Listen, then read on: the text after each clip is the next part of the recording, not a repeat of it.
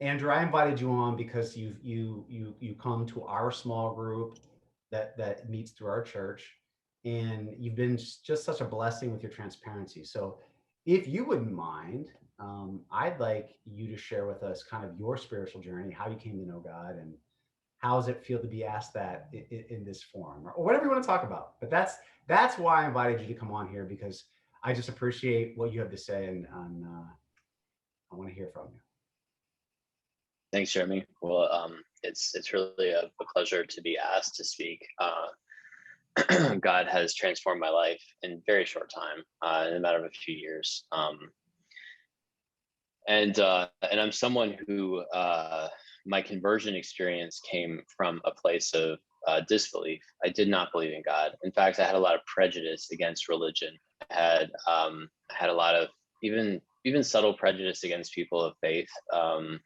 Growing up, I was raised where we had a Christmas tree and we did presents, but I had really no idea. I mean, I heard the story of Jesus, but I didn't understand what any of it meant. I never went to church. I never had any religious backgrounds. And in fact, I was raised in a household, single working mom. My mom was actually quite biased against the church because of some of her own experiences growing up, and or self-reporting it. And so I just, I growing up, I felt like an awkward kid. I felt like everyone kind of had the handbook to humanity except me.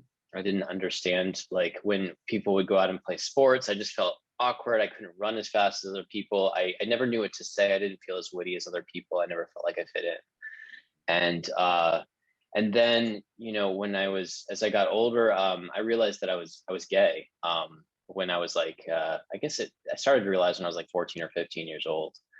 Um, and then I really felt on the outside, like where I had already felt awkward. I felt like, well, you know, I grew up with friends where we played Smear the Queer. Like we would, jump and tackle each other, and it was in good fun. But the name Smear the Queer still is burned into my mind, and I grew up at a time when my friends in high school, when guys would go to the movie theater together, they'd sit with one seat in between so that people didn't think that they were gay. Like I guess I was indoctrinated into a male culture where I didn't see males showing affection to one another in any way. And so the fact that the affection I felt towards other males was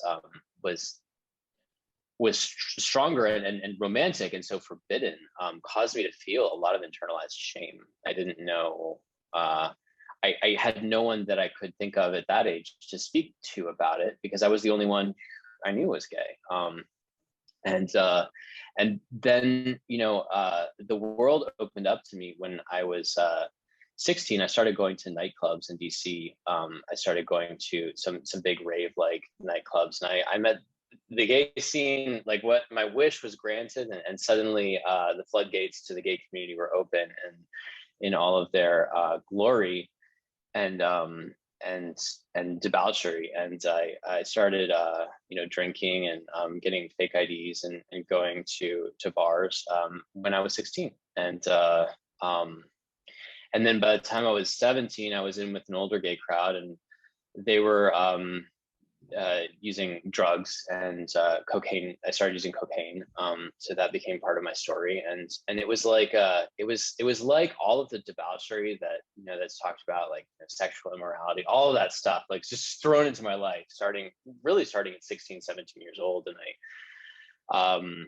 I entered a world where sex was almost a currency, and it was completely upside down. And I had no basis. I had no religious training, or I had no values that were rooted in what I have come to understand of scripture at that time. And I was just kind of winging it in life. And I thought that my self-worth derived from, how good I looked, or who I knew, or how witty I was, or what organizations I was affiliated with, later what college I would go to school at, all these things, these superficial things that I thought that this world told me that they defined me. And so when the thing is that when I drank alcohol, the feeling that I had of awkwardness, like of who am I supposed to be in this situation? Who do these people want me to be? Who do these people want me to be? Am I supposed to be witty? Am I supposed to be smart? And which Andrew am I supposed to be? Like was the thought in my mind. And I was always playing this game, and it was so stressful that it caused me to never be at ease in social situations, and I never really knew who I was, because I was trying to make myself who I thought you wanted me to be, because I wanted validation, because I was so insecure. And so I when I drank alcohol, I just didn't worry about any of that, and I felt free. And that was, that was kind of my introduction to, eating the forbidden fruit or whatever you have it, but that's where I really started my deal with the devil. And I started using drugs to experience personal freedom in a way that I had never experienced it before. And soon they caught up to me, and I became very addicted to alcohol. I used it. I started to need it just to socialize with people. And then I started to need it just to keep my hands from shaking. And by the time I barely graduated from college, graduated late, but I had already had like a week-long blackout one time when I didn't remember anything that had happened that entire week, but I had taken notes in class, and I went back and I saw that I'd taken these notes, but I didn't remember anything in class. And the tears just started to well up, but I had this pride because I still, I care what you think about me. So I couldn't let the tears show. But after class got out, I ran behind a dumpster, and I just let the tears fall. And then I called my father, and he wasn't answering his phone, but I called someone he works with, and they gave the phone to him, and he didn't know it was me. So he took the call, and I said, why haven't you been taking my calls, Dad? He said, I can't stand to talk to you because you're always drunk when I talk to you. And the tears just flooded down. And I realized I had this problem with alcohol, but I didn't know how to solve it. Anyway, so fast forward in my life, my addiction to alcohol and later to drugs lasted for like 12 years. And they brought me through a lot of psychiatric facilities. They brought me through jails. I had DWIs. I had drunken publics. I had all sorts of disgrace. Just just humiliation, abject. I had it tore down any sense of the things that I had clung onto, that I had defined myself with, these externals, what I looked like, that was gone. I was gaining all this weight. I was alcoholic, drunk. My skin was awful. I'd been making public humiliations of myself constantly. It took away, I couldn't work. I didn't have a job, and I was in and out of psych hospitals. So it took away the prestige factor and the financial independence factor. God took all that away from me for some time through my addiction. And I thought, I didn't know God at that time, so I didn't know what was happening. But I didn't realize that addiction was really, that was kind of that was God's way of, I guess, there was a silver lining to it all that I didn't know at that time. And so starting in 2016 December, and then 2017, I had spiritual experiences. I'll add among the experiences I had when I was using were suicide attempts. I didn't know what the purpose of this life was, but I remembered hearing that Peggy Lee song, "Is That All There Is?" If that's all there is, my friends, let's just keep dancing. Let's break out the booze and have a ball, if that's all there is. But she sings this song, and she goes through with this experience of life and this experience of life. And then she says, well, is that all there is? Was that it? And I felt that way. It resonated with me so deeply. And I thought, is that all there is to life? Like, what are we doing here? I didn't know, I didn't have a faith. I didn't know what we were doing here. But surely it's not to get up and study and go to school and come back and make good grades and impress people, and then or get a job, and then do it again and again and over, and rounds we go. And what is the purpose of life? And so that song really resonated with me. And then I got my answer, in 2016, 2017, after having had multiple suicide attempts, the worst of which, where I jumped off a metro platform and I fell 40 feet. I fractured my skull and my spine. I ended up with brain damage, and I still have double vision to this day as a result of that injury, the brain trauma.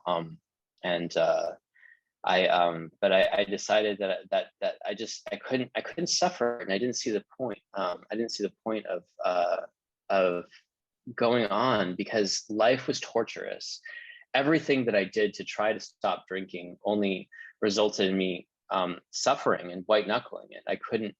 I needed alcoholic fish needed water, and I didn't know how to stop. And there were just consequences everywhere around me for doing something that I didn't know how to do differently. I didn't know how to stop. Um, and and anyway, in 2017, I had my first encounters with God, and they started gradually. I started noticing coincidences happening all around me, songs that had significance from my childhood that I hadn't heard in some time, like the Pachelbel canon, just, things that were just kind of started playing again and again. Like, you don't hear something for a long time, and then you hear it in an Uber, and you hear it in a taxi, and you hear it when you get into your car on the radio, and you're just like, what is happening here? Why is this happening?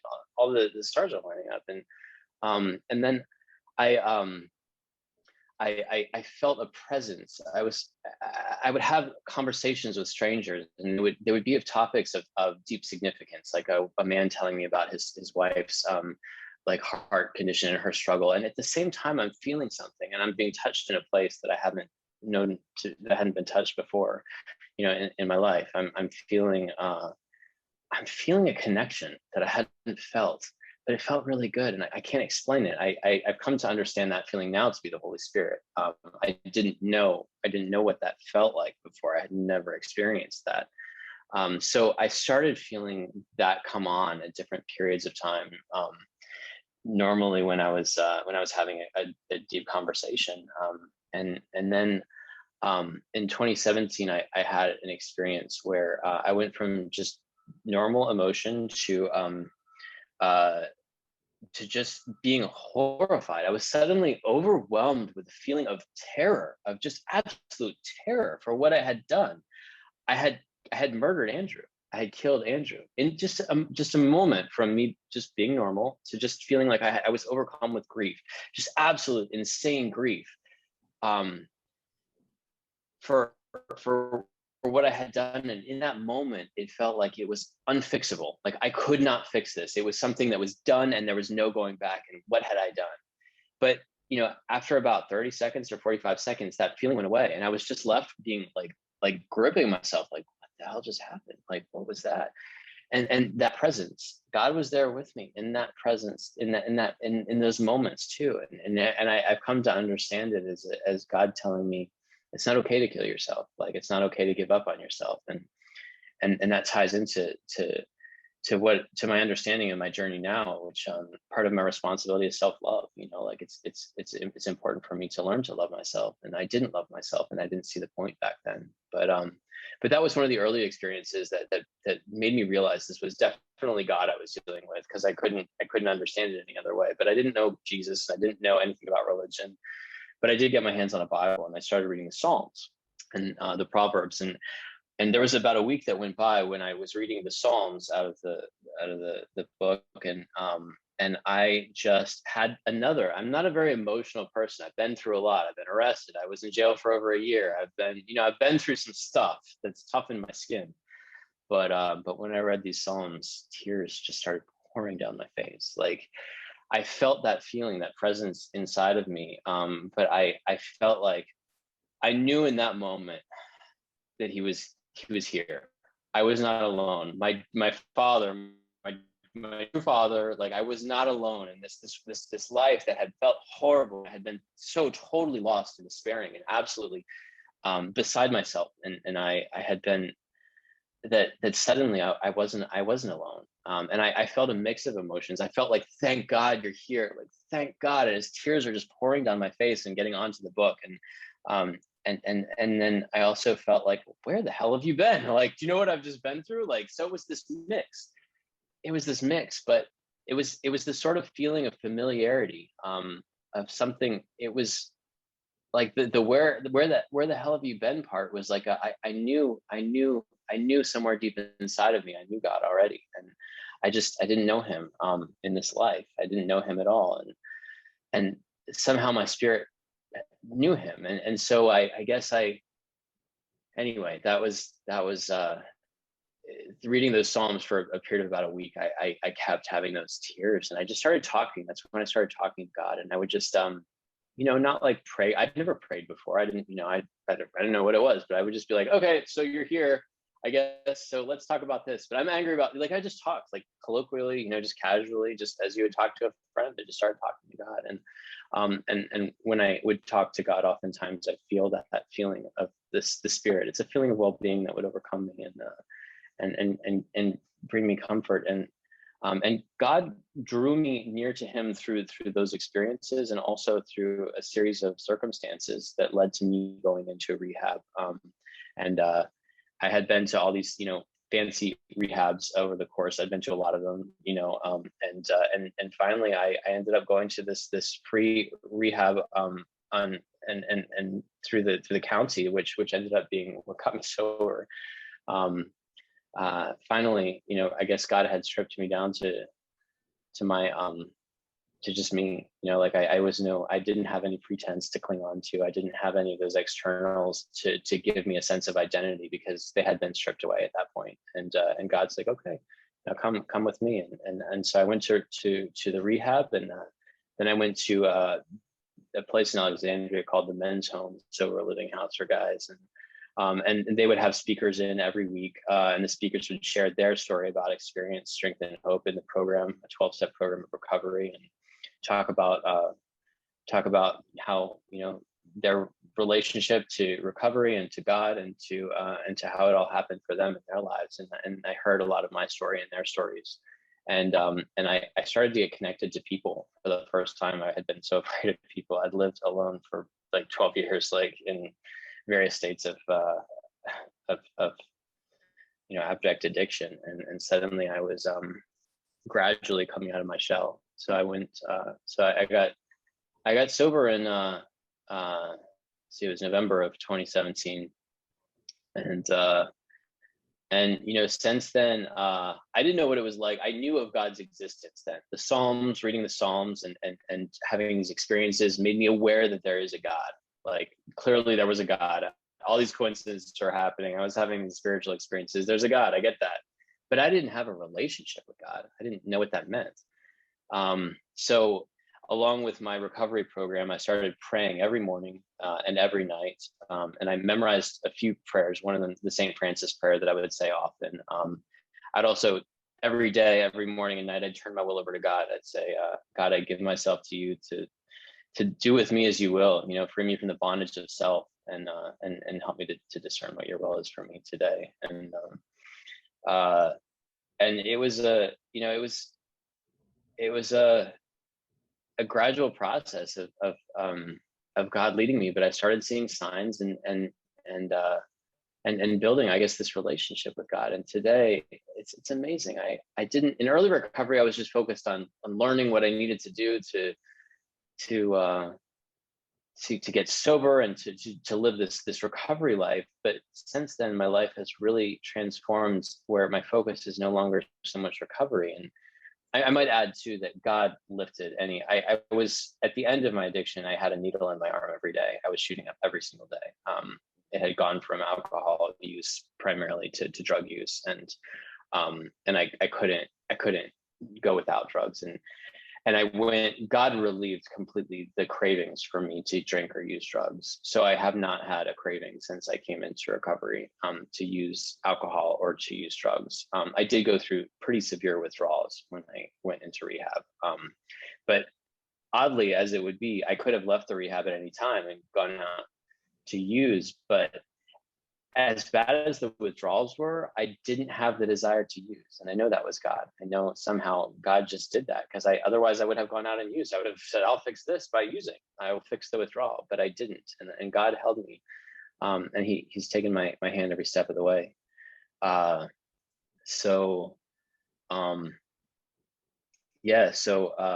going through the recovery process, I kind of did an inventory of my past, and then I confessed all of it to my sponsor in the program, and I started working on my personal character defects, becoming aware of the nature of my own sinfulness, and then I made a list of the wrongs I had done, and I tried to make my own amends, but I realized what I'm doing right now, what God has me on right now, is kind of he's taking me through those amends himself.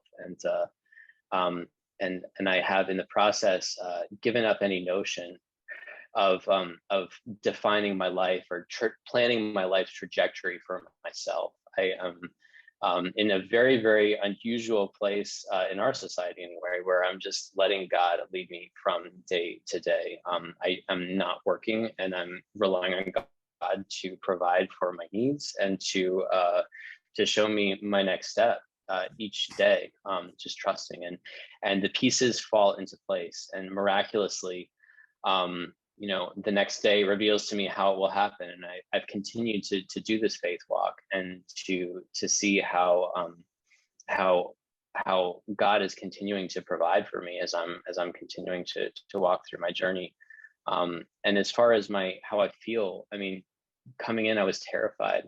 And now I feel more at peace than I knew was possible in this life. I don't have the things that I thought I needed when I came into recovery to be happy, because I don't have a job, and I don't have a house of my own, and I don't have a car, and I don't have all the financial freedom that I thought I would need to be happy. But not having that financial freedom is how God leads me down his path right now. He shows me the next step when I need to see it. And what I didn't know that I could have at the start of my journey is these spiritual gifts, the feeling of inner peace and contentment, a feeling of confidence, a feeling of serenity, a feeling of joy, an ability to love. So much of the fear that I was paralyzed with when I came into to recovery, and when I started this journey with God, that fear has largely slipped away. And it just keeps getting better, and my life continues to have more meaning. And I have come to understand that my life is only beginning. Where I had thought like, oh God, look what I've made a mess of my life. God's like, no, that was my birthing pains. Like, I am just a baby. I realized, and I am just a baby on my spiritual journey, and all that I went to a place that I needed to be, so that I could start my spiritual journey on good footing. And in my case, he used my addiction to do that, in part. And yeah, so I feel like I'm starting in some ways with my relationship with God, delving into scripture, but I have this appetite for it, because I just that feeling of Peggy Lee, is that all there is? That's gone. Like, now there's God, like now, oh my God, there's so much more, and love, like real love, like love that I feel from God. And he speaks to me at times and makes me laugh and comforts me in ways that I never knew were possible. And that love is so inspiring to me. And the feeling of his spirit and the way that he carries me is something that I never knew was possible, and beats a car, a job, and my own plans for my own life any day. Today I choose to follow God and wherever he leads me, and I keep growing on the journey. So that's kind of what I was thinking of. What a beautiful story that only God could craft. It's beautiful. Andrew, in the 12-step tradition, I want to say just thanks for sharing. Yes. My pleasure. Thanks for your interest. It's I've seen on God speaks to me in different ways, but I've seen on license plates of cars a few times. I've seen testimony, and I think I feel like one of the ways that I can share this gift that has been given to me is to share it with other people. I feel like any time that I can my story can help other people to find their relationship with God, and find love and find freedom. Ultimately, it's such a gift. That's part of my journey and why I'm here. So I'm really grateful that you asked me.